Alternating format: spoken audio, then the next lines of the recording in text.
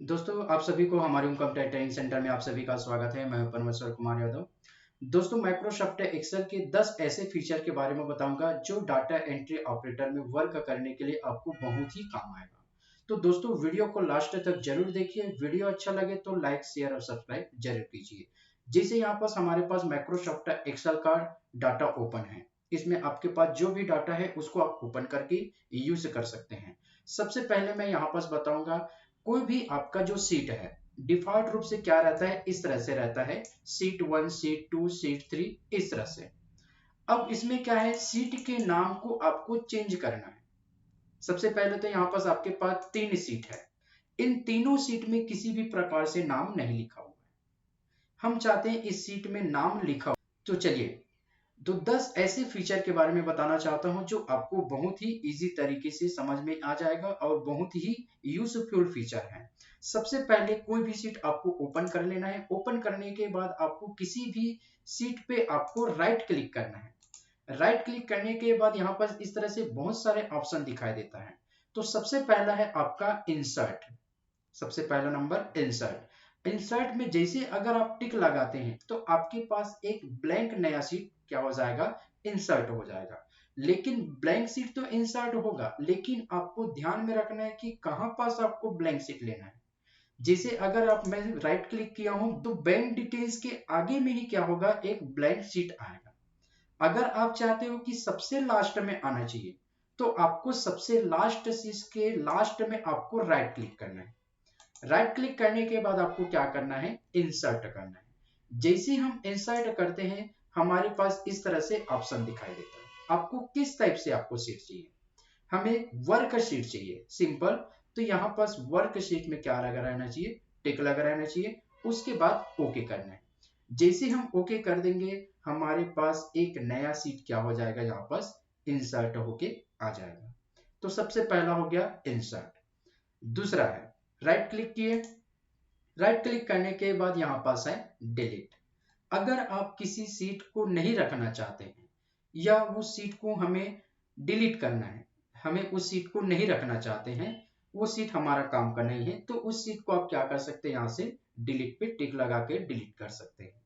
लेकिन कभी भी सीट को जब डिलीट करेंगे तो एक बार सोच लेना कि डिलीट करना है कि नहीं करना है। जब भी हम क्या करते हैं, कोई भी रो को हम क्या कर सकते हैं, डिलीट करते हैं। जैसे मान लीजिए मुझे इस रो को डिलीट करना है, मैं टिक लगाया और यहाँ पर डिलीट पे गया और डिलीट सो रो किया। जैसे मैं डिलीट सीट रो करूंगा तो वो जो सीट का जो रो है वो क्या हो जाएगा, डिलीट हो जाएगा। अगर हमको उसको डिलीट नहीं करना था, गलती से हो गया, तो उसको हम क्या कर सकते हैं, अंडू करके उसको वापस ला सकते हैं। सेम उसी तरह हमें किसी कॉलम को डिलीट करना है तो उस कॉलम में आपको टिक लगाना है, डिलीट सीट कॉलम करना है। जैसे हम डिलीट सीट कॉलम में टिक लगाएंगे, ये जो कॉलम है क्या हो जाएगा, डिलीट हो जाएगा। अगर गलती से डिलीट हुआ है तो हम इसको कंट्रोल जेड से क्या कर सकते हैं, अंडू करके वापस ला सकते हैं। तो कभी भी हम क्या है, रो, कॉलम और सेल या कुछ भी हम जो डिलीट करते हैं उसको हम कंट्रोल जेड से वापस ला सकते हैं। लेकिन आपका जो सीट है अगर गलती से डिलीट हो गया तो उसको आप वापस अंडू करके नहीं ला सकते। इसलिए ध्यान में रखना, कभी भी डिलीट करना है तो एक बार कंफर्म कर लेना कि यही सीट को डिलीट करना है कि नहीं करना है। अगर वो गलती से वो डिलीट हो गया तो आप कितने बार भी अंडू कर लीजिए, वो कभी भी सीट आपका वापस नहीं आ पाएगा। जैसे मैं यहाँ पास डिलीट पे टिक लगाया और मेरा जो सीट का नाम है सीट 5, ये डिलीट किया। डिलीट करने के बाद यहाँ पर आपको ऑप्शन देता है ना।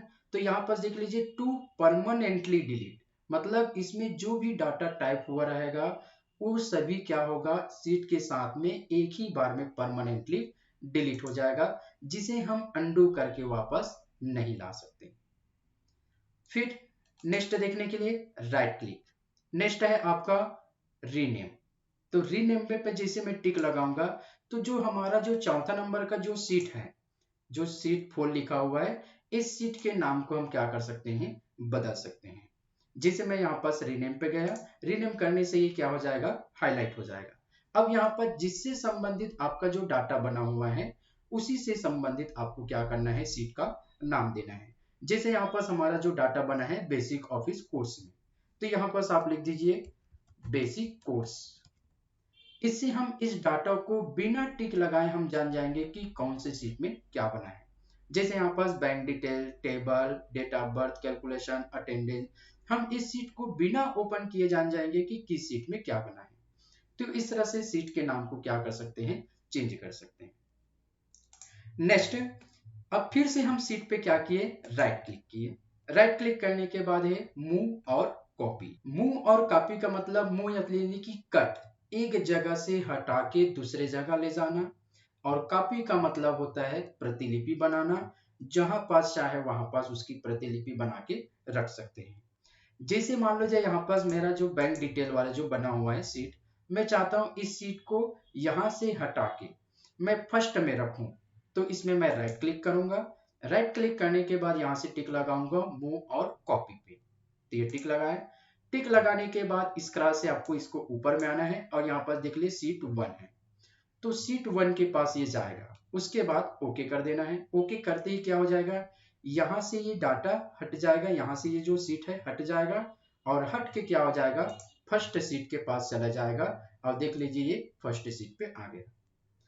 अब मैं चाहता हूं ये फर्स्ट सीट में भी रहे और लास्ट में भी रहे या किसी अन्य जगह भी रहे, तो उसको कॉपी करना है। तो फिर से इस सीट को कॉपी करना है, जिस सीट को आपको कॉपी करना है। तो फिर से मैं गया मूव और कॉपी। उसके बाद आपको क्या करना है, जहां पास इसकी प्रतिलिपि को रखना है वहां पास आपको कर्सर को इस तरह से नीचे करके लाना है। जैसे मैं एक फर्स्ट में रहे और एक लास्ट में रहे, तो यहां से मैं क्या लूंगा, move to and.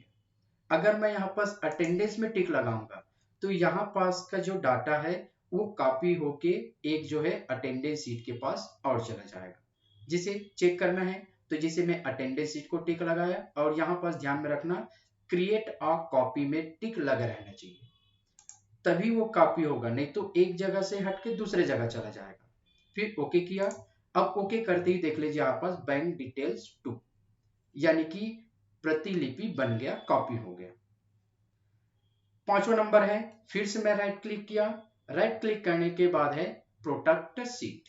Protect seat यानी कि जो भी आपका सीट है, जो इंपॉर्टेंट सीट है, उसको आप क्या कर सकते हैं, लॉक करके रख सकते हैं, ताकि कोई भी हमारे डाटा को ओपन करके छेड़खानी ना कर सके। एग्जाम्पल के तौर पर जैसे यहाँ पर 13,000 लगा हुआ है, अब इसमें कर दिया 15,000, इससे आपका डाटा क्या हो गया, सुरक्षित नहीं है।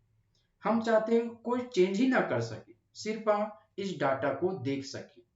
तो हम क्या करेंगे, जिस सीट को आपको सुरक्षित करना है, लॉक करना है, उस सीट पे आपको राइट क्लिक करना है। उसके बाद है प्रोटेक्ट सीट। उसके बाद यहाँ पास आपको पासवर्ड देना है। जैसे मैं यहाँ पास दे दिया 01, ओके किया। उसी पासवर्ड को रिपीट करना है, 01 किया, ओके किया।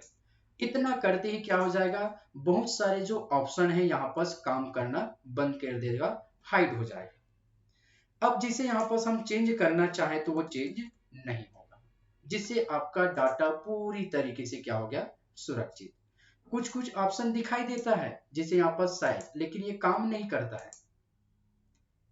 इसलिए आप आपके पास जो भी डाटा है, जो भी आपका सीट सुरक्षित रखना है, उसको आप पासवर्ड देकर के रख सकते हैं। जब भी आपको काम करना है, उस सीट पे आप राइट क्लिक करना। राइट क्लिक करने के बाद यहाँ पर अनप्रोटेक्ट सीट, अनप्रोटेक्ट सीट उसी सीट में देगा जो सीट आपका लॉक है। अनप्रोटेक्ट पे गए, उसी सीट को हम यहाँ से क्या किए, पासवर्ड देके ओपन।